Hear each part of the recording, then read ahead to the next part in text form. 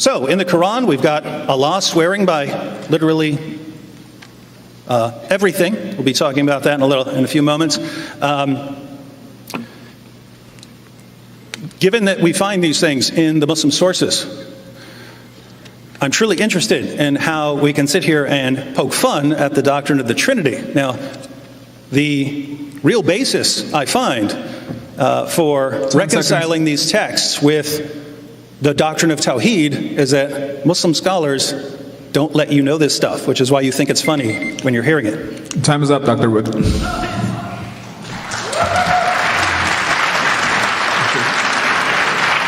Now we're going to start our second part, which is the 12-minute rebuttal. And going first is Mr. Muhammed Hijab. You can go ahead.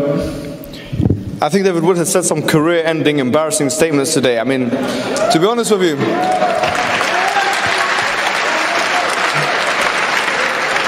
after 20 years of researching Islam, you come with this.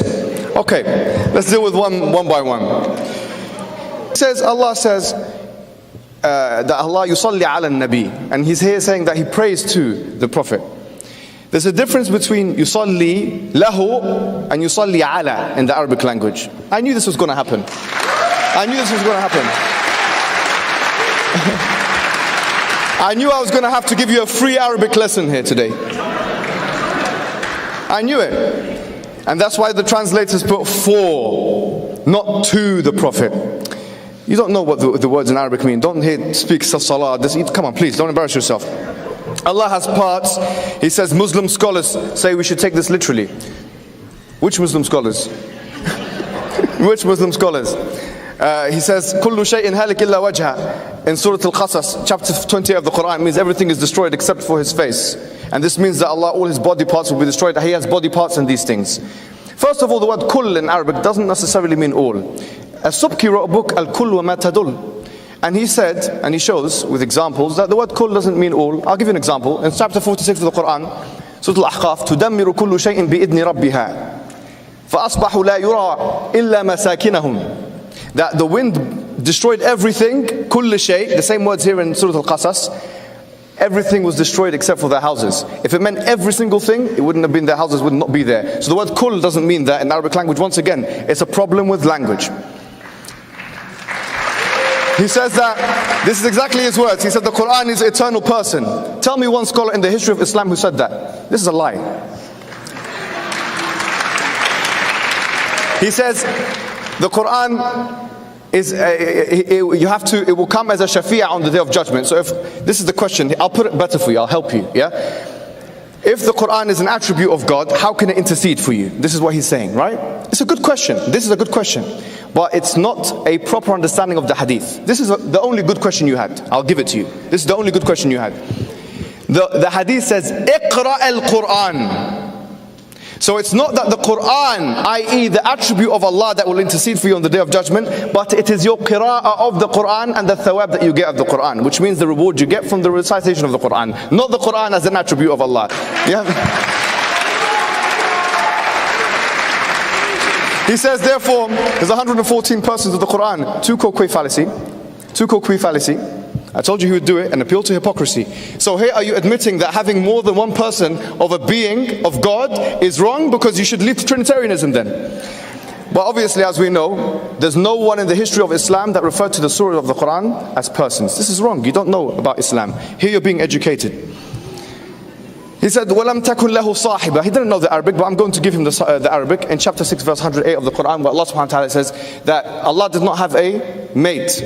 So does this mean, what does this mean? That biological, they had a discussion about biological. Really and truly, how can you have a begotten son? There's only three options. Number one, biology. Number two, adoption. And number three, metaphor.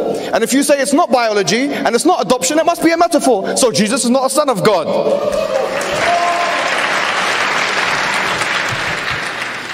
Okay. And then he says that the Prophet, they played, they tried to get his hair and the spit and these things. Okay, well, if you think spitting on someone makes you a god, well, that's what it implies. Then I wonder why you look at every other verse of the Bible as implying that Jesus was God. Because for you, a spit, that's making me a god now. I mean, Don't embarrass yourself in front of me.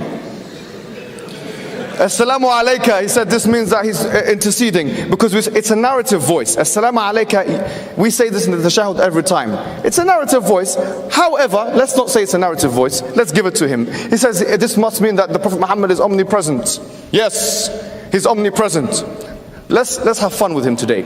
There is a hadith in Bukhari which says that whenever one person does salah on the Nabi, which means blessings and praise on the Prophet, blessings on the Prophet, the angel will carry that and give it to him. It doesn't mean that he's hearing it everywhere. The angel is moving it around. This is from the will of Allah. And if you didn't know that, now you do. He says that Kalimatullah, that Isa being referred to as the word of Allah, must mean that he is divine. So although the Quran says clearly that he's not divine, no, it makes a mistake, he is divine. Well, you're all over the place, you're fumbling all over the place. It's embarrassing. Kalimatullah is defined in chapter 3 verse 58 of the Quran, where Allah subhanahu wa ta'ala says, Inna mathala Isa inda Allahi ka mathali Adam khalaqahu min turabin thumma qala lahu kun fayakun. 5 minutes left. He said to him, be, and he was. The word is defined in the Quran as be. So Allah says be and things are. Just like he said be with Adam, he said be with Jesus, and he was. He says that there are 7 planetary things in Arabia and these things. I mean, how can you make a judgment? First of all, I haven't got a reference for that. I didn't see a reference. He didn't say, yes, I give you a reference here. It says Bukhari, whatever. Even if he's got a reference, how do you know that the practice originated from that and not from Abraham? After all, Abraham, even in the Old Testament, yes, he pre-existed before Jesus, even though you have, the physical Jesus, and he was there in the desert. And you have in the book of Psalms mention of pilgrimage. So, if this is the case, then I wonder why this is mentioned. Now I think this is all that he kind of mentioned. I want to give you one principle, ladies and gentlemen, that will destroy everything he said. The Quran says, chapter 42, verse 11, لَيْسَ كَمِثْلِهِ شَيْءٍ وَهُوَ السَّمِيعُ الْبَصِيرُ, that there's nothing like him. You cannot do tashbih or tamthil of Allah. Anything that we see in the Quran, talking about the hand, talking about the face, all of these things, you can rest assured because of this verse and the other verse, وَلَمْ يَكُنْ لَهُ كُفُوًا أَحَدٍ, that this means, yes, this means it cannot be compared to anything you imagine. لا تدرك الأبصار وهو يدرك الأبصار in the Quran. Anyways, I mean every Muslim knows this, but the idea is there's an implicit admission here that I've lost. This is what I come up with. I've lost. Yes, we know Trinitarianism is so confusing, but I'm going to show you how much Tawheed is confusing as well. I have admitted defeat, therefore I'm going down. I'm going to try and take you down with me. That's really what you're trying to say to me, David Wood. I know by the look of your face here, you would probably agree with me. Let's be honest. Look at his face. Everyone, ladies and gentlemen, take a look at his face. Yes. Anyways, I've got a few minutes left. Let me recite some Quran because I've done with this guy. Allah subhanahu wa ta'ala, he says in chapter number 19, verse number 31, about Jesus. This is what we believe about Jesus.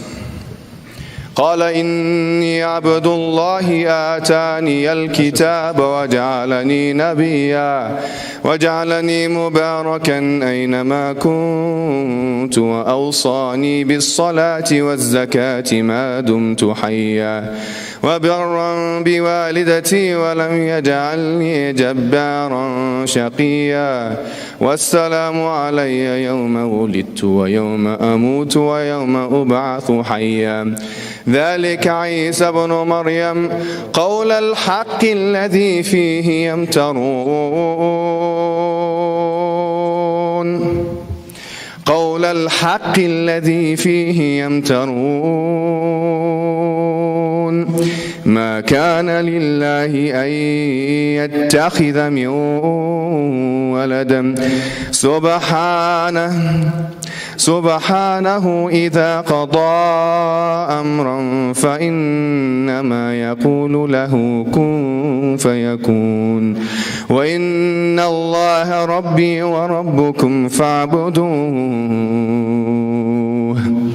هذا صراط مستقيم فاختلف الأحزاب من بينهم فويل للذين كفروا من مشهد يوم عظيم.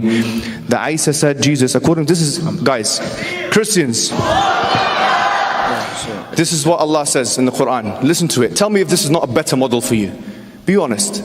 This is Jesus. He says, I am the slave of Allah, of God.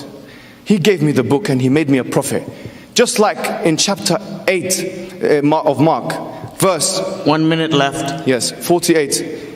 People thought Jesus was a prophet in the Old Testament, in the New Testament time, in the time of Jesus, when He was alive. وَجَعَلَنِي مُبَارَكًا أَيْنَمَا كُنْتَ, and He made me blessed wherever I am. This is what we believe of Jesus. He made me blessed wherever I am. You know? وَأَوْصَانِي بِالصَّلَاةِ وَالزَّكَاةِ مَا دُمْتُ حَيًّا, and He told me to pray and to give charity so long as I am alive. You know? This is what we believe about Jesus Christ. وَبَرًّا بِوَالِدَتِي, I was good with my mother. وَلَمْ أَكُنْ جَبَّارًا شَقِيًّا, I wasn't an arrogant person. وَالسَّلَامُ عَلَيَّ يَوْمَ وُلِدْتُ, and peace be upon me the day I was born, and the day I die, and the day I will come back to life. That is Jesus, son of Mary, the one who you differed about. جزاكم الله خيرا.